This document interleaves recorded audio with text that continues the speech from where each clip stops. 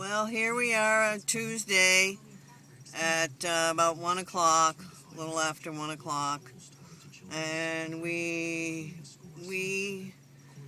missed Hurricane Sandy missed us, so I guess that's good. We were looking forward to a little wind and stuff, but we really didn't get it.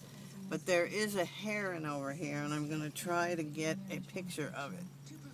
I'm afraid I'm going to scare it, but there he sits. I don't know if you can see him. He's hiding from the wind.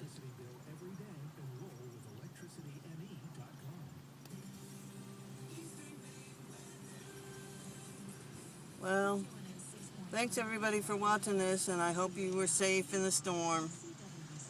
Have a great week. Bye-bye.